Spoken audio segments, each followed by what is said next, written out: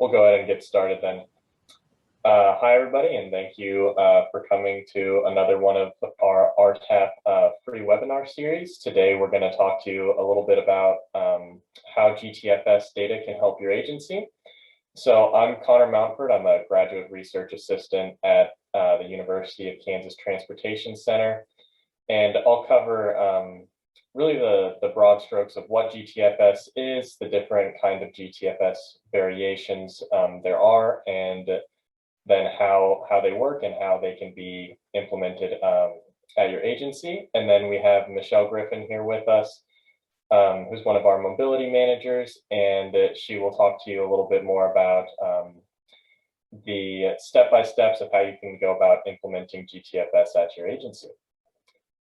So to get started, what is GTFS? GTFS stands for General Transit Feed Specification, and it was developed in 2005 by TriMet in Portland, Oregon, as a way to help them do trip planning. So they saw a need that people didn't always know when their bus was going to arrive, or didn't have the proper capabilities to visualize the transit system and have an easy way to see that. And so an IT manager there played around with different ways to create some data that can be fed into various existing applications, and that is where GTFS came from. So GTFS since then has become the standardized format for transit data, and it allows transit agencies to create data in this format and feed it into a variety of other applications such as Open Trip Planner, Google Transit, Apple Maps, Transit app, and just various other trip planning applications and mobility applications on the market. So there are a few different variations of GTFS, and the GTFS data can be altered to meet different service types. So the oldest and the most commonly used version of GTFS is going to be just your GTFS static, and that is for fixed route services. It's the most commonly used. It's and that was the original GTFS feed. Then you have GTFS real-time, which can be for fixed route or demand response, but it's typically for fixed route services and allows passengers to see when their bus is going to arrive in real time. And so they, in some instances, that there'll be a little bus on your screen that you can see moving around, and you can see when it'll come to your stop and how far away it is. And then finally, the GTFS variation that is really exciting for agencies in Kansas is GTFS Flex.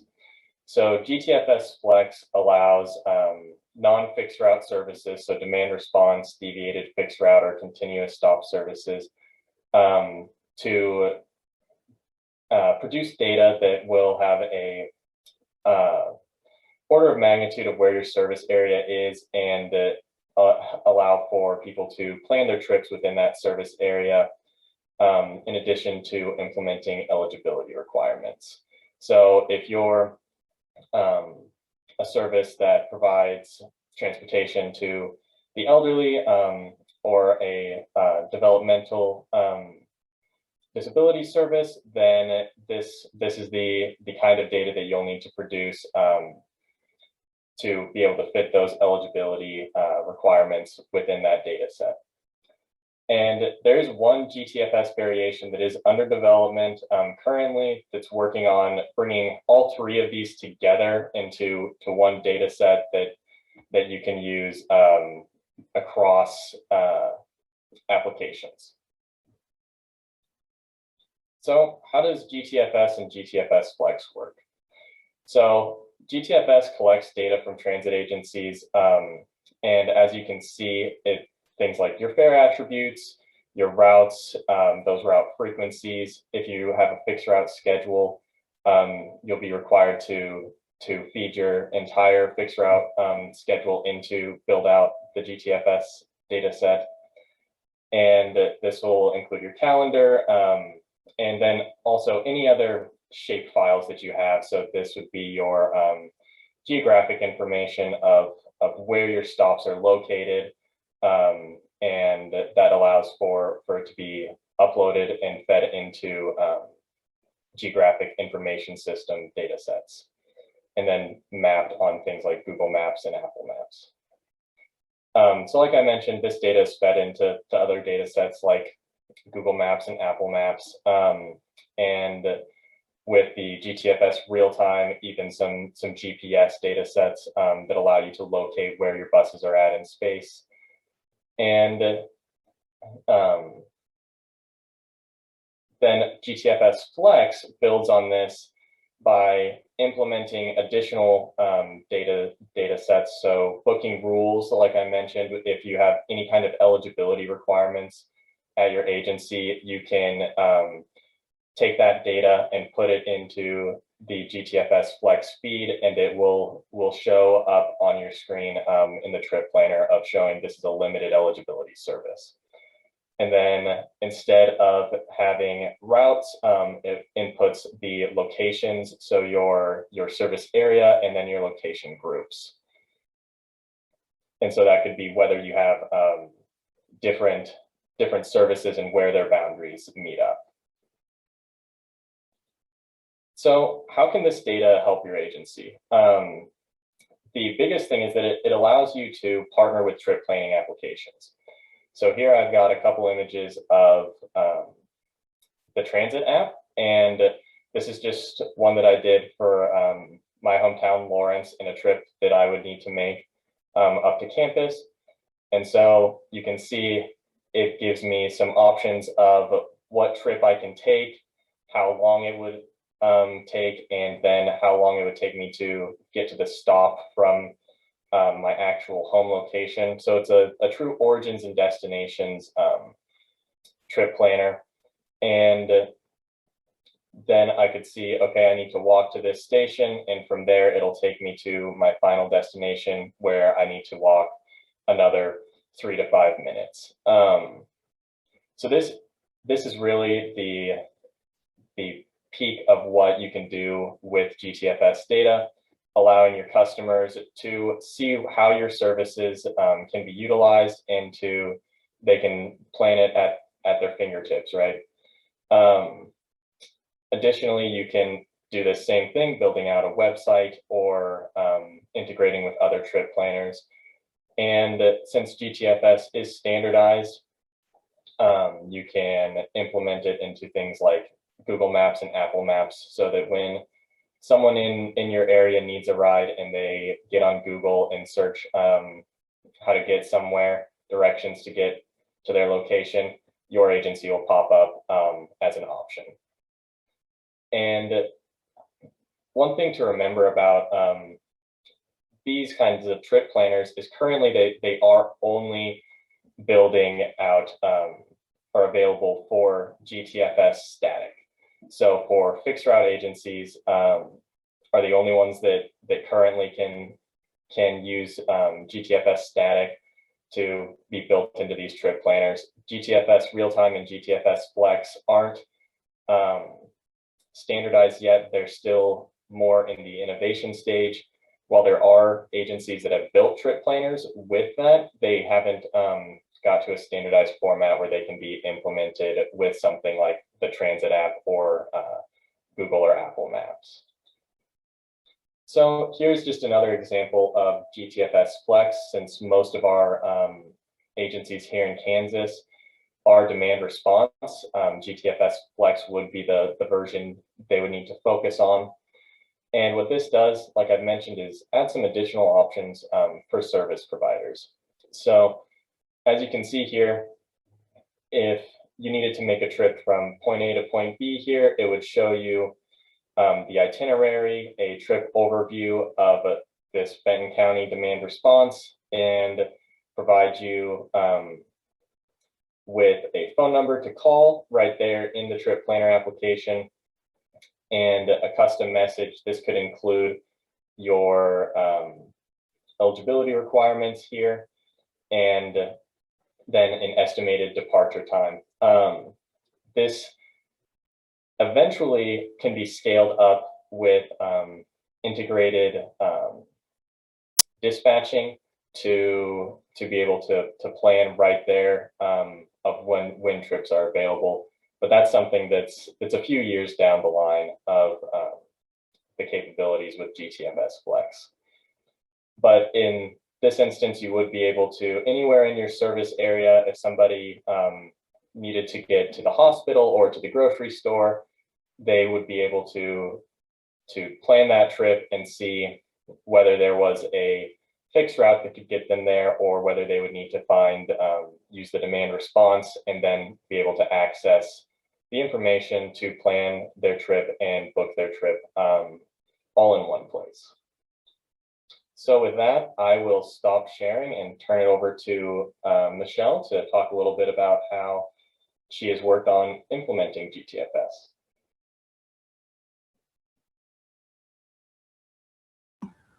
All right, so can everyone see my screen?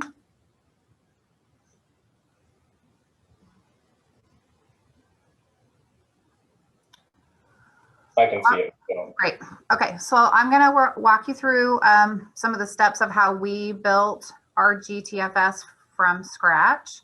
And if you don't know me, I'm Michelle Griffin, mobility manager for CTD7. I work out of Salina. So we'll be talking about how we worked on this with OCCK Transportation and the 3 different fixed routes that they offer.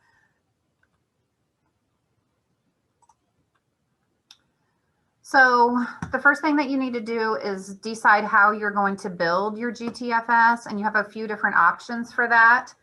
So you can, of course, work with your existing software provider, your existing fixed route software provider, if they're able to do that for you.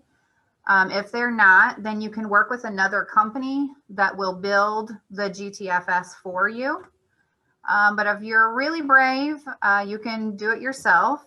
And there's a couple options that you can use for that. The National RTAP has a whole website page on a GTFS builder. They kind of walk you through a lot of the steps. There's a lot of really good information, tutorials, all of that. It primarily builds it through Excel spreadsheets. So if you're pretty familiar with Excel, you could take a stab at that. The other option that we found was using Transloc Architect. And that's something that really helped me. It's very visual. It's based on maps.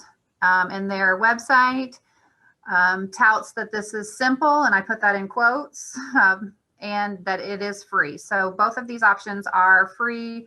I don't know that either one is simple.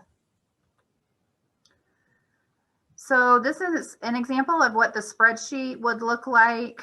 So you would have to fill in each row for every stop that you have. With the ID, the code, the stop name, the stop description, the latitude, the longitude, all of those different things. So like I said, if you're comfortable with using Excel, this is a great option to do that. This shows you how Transloc looks when you're putting in your stops. So you can see it's very visual, very map-based. You can zoom right into exactly where your stop is. And for me, that was just an easier option. So this is really what I'm going to talk about today, is how to use the Architect through Transloc.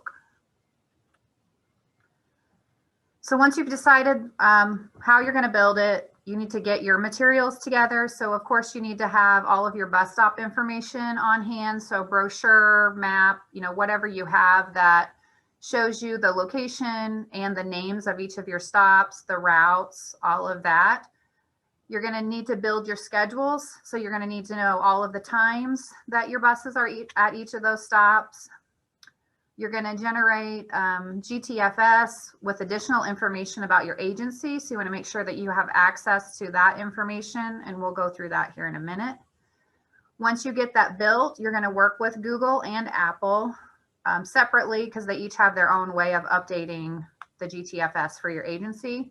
And then something that I just found out, and I haven't done a lot of research on this, and we haven't done this so far, is that you can participate in the US DOT with their national transit map. So first things first, getting started with Transloc, you need to go to their website and apply for an Architect account. Super simple. Then once you get that, you log in, and the first thing that you're going to need to do is create a new feed, and it's going to be right there on that main screen. You're going to name your feed, whatever. That part doesn't really matter. It's just so you recognize and know what it is. And then you first need to complete the feed info. So who's doing it, your URL, what language, what day you want this to start, and then what day it's going to end. And I generally do that about a year apart. And then you will enter the agency info. So again, that's the name, URL, what time zone you're in, phone number, and email is really all that I have on there. It is important that you use Google Chrome when you're doing this for your best results. So then after you get that information, these are really the 5 things that you're going to enter. So you're going to enter your routes first. And that's exactly what it sounds like, the lines that you're using. You're going to enter all of your individual stops where your vehicles pick up or drop off passengers. You're going to enter different calendars, depending on days of the week for what your services run. Then once you get all of those things done, then you will build the pattern, which is actually the route that the vehicle takes, and then the trip, which specifies the times. And then I haven't really done anything with blocks, but that's another option. So first you would start with the routes, and you're going to click on routes, and you're going to want to add a new route. And there's a little plus button to let you do that. You're going to enter the information and the color about your route. So you can see here that I'm doing this for KanConnect, Abilene to Salina. And then I entered a short name just to describe it. I picked a color. In this case, it didn't really matter what color I picked, but I picked a color that was different from the other routes that we have in there. And then I also entered the URL and then what type of service this is. And you're going to need to enter as many different routes as what you need. And the routes are based on your starting and ending locations.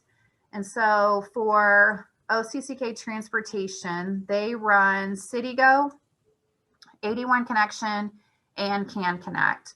And for those 3 different services, we have a total of 18 routes that we entered. And that is based, again, like I said, on the starting and ending locations. And then later on, you'll enter the times.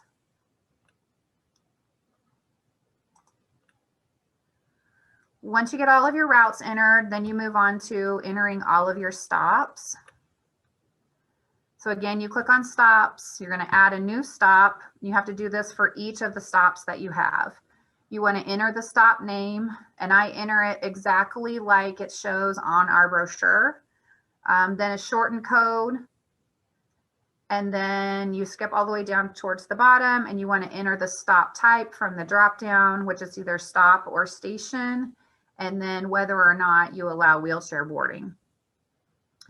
And then you're going to use the map, and you're going to identify the exact location of that stop. So you can see there in the middle, there's a blue dot, and that is where this stop is located in Abilene. And there's lots of options for the map, so you can zoom in.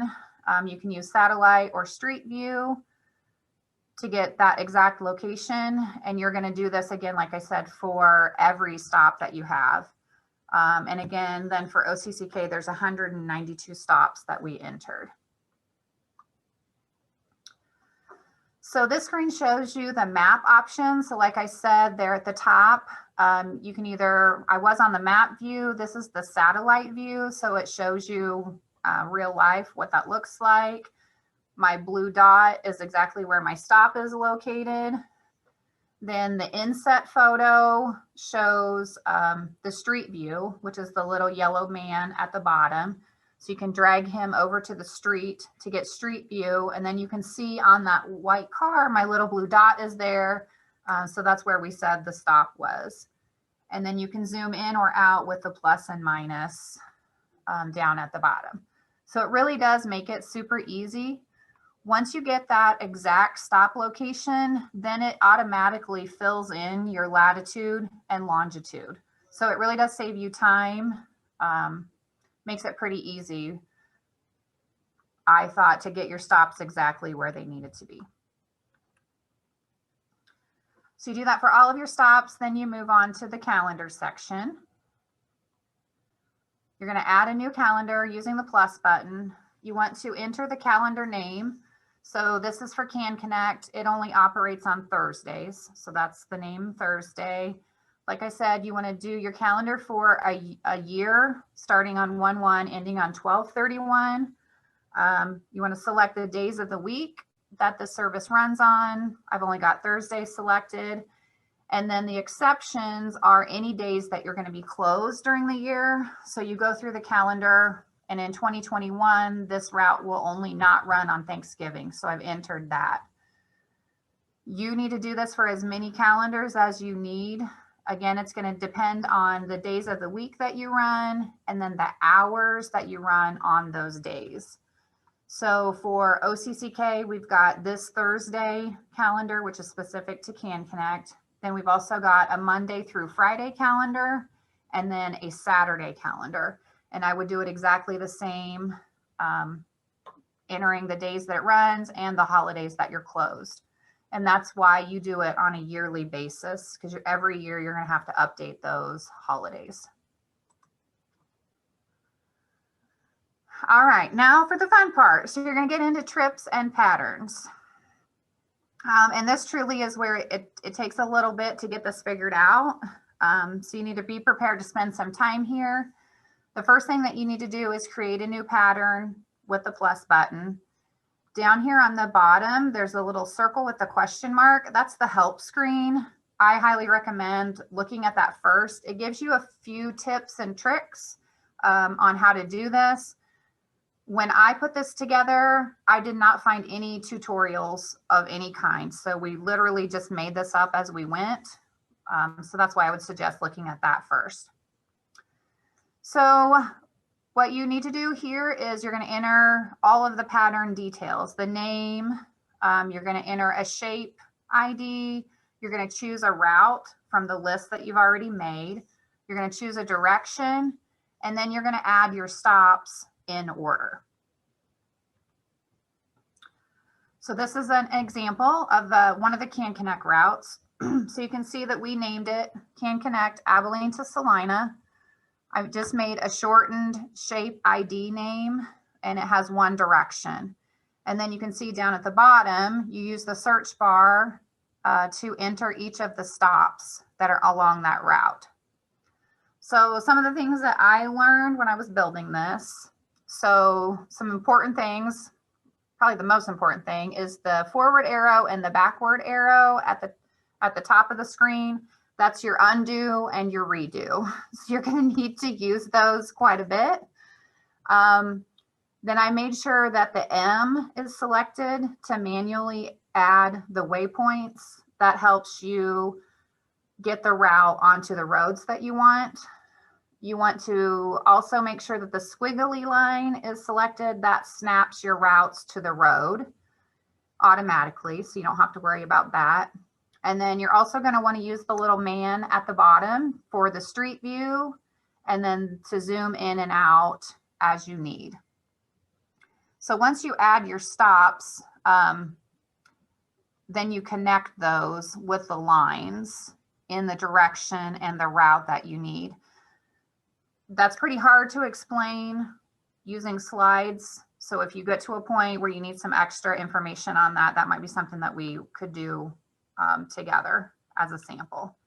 And then the other thing is make sure you hit save often on the screen, because that's really a lot of work, and you want to make sure that you're getting all of that saved in case something happens.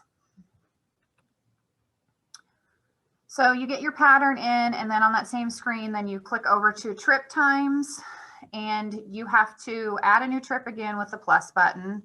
So then that would give you that first line of KanConnect Abilene to Salina AM.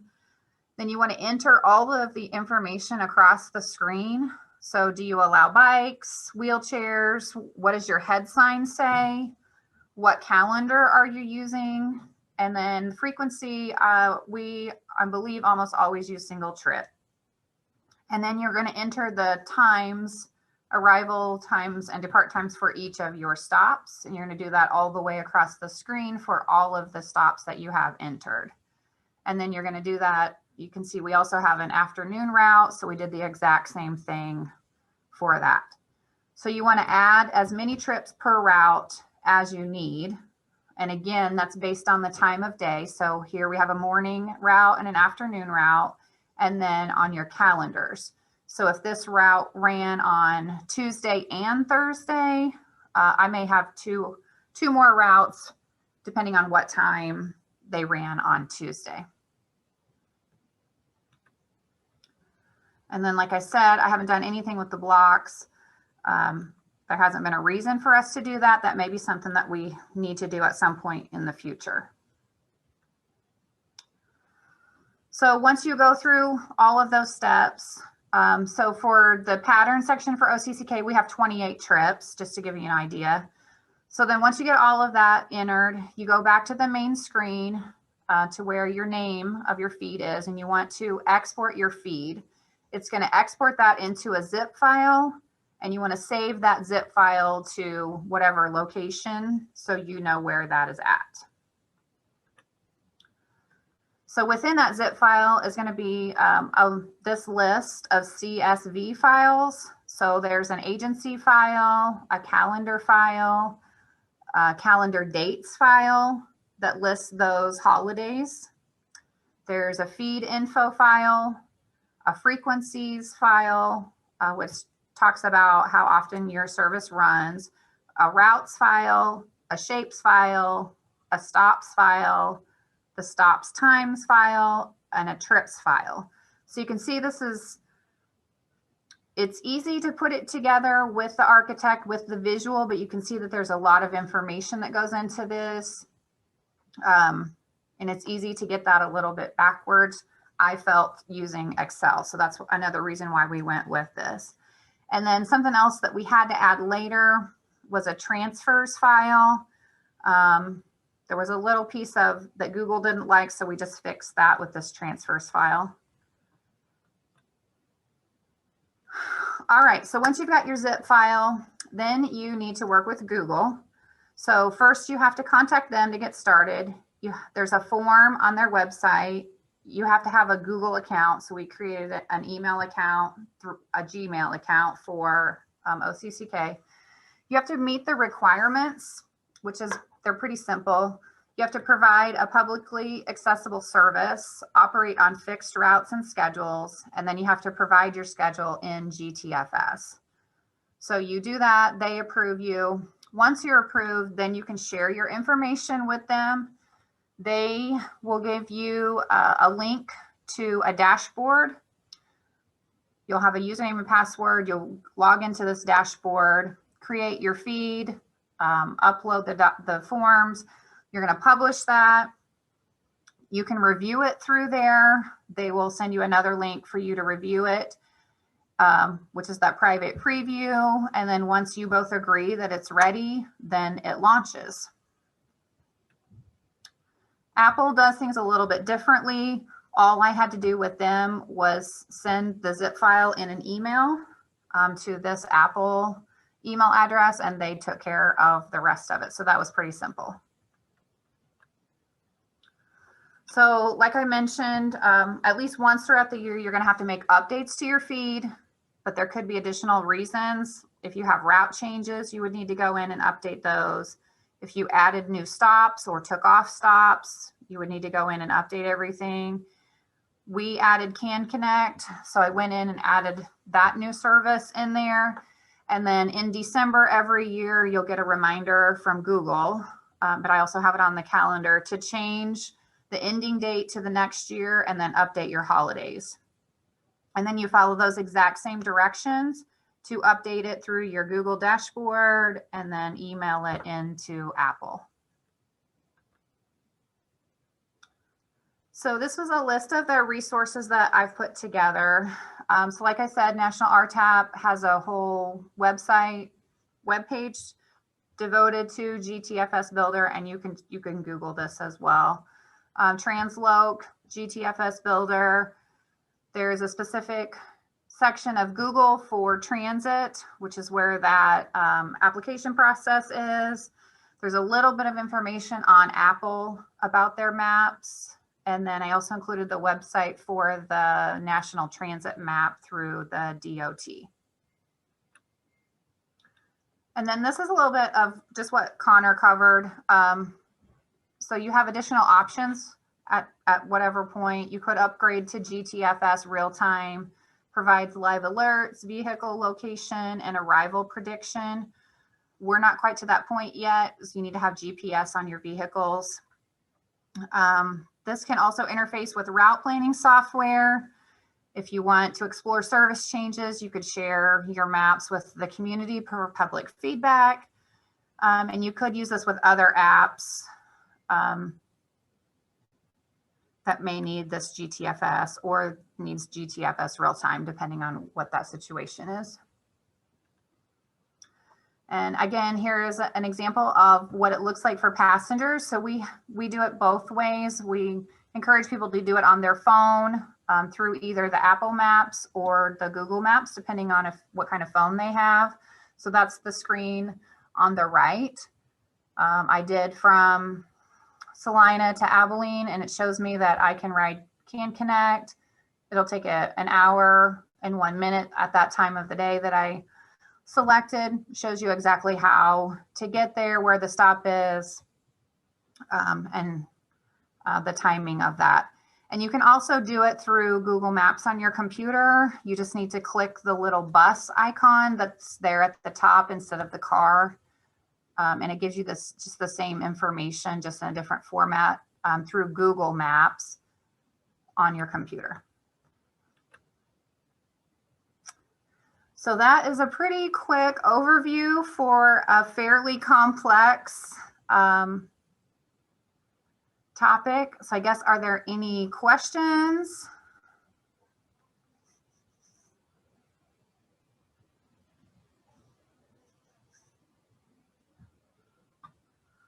Well, you're welcome to contact me if you have questions that come up, or if you want me to help you a little bit. Like I said, I didn't find a lot of tutorials on the Architect. So we kind of just played around with it a little bit till we got it to work. So that's what I've got. Thanks, Michelle. Just want to open it up one more time if anybody has any questions for either Michelle or I.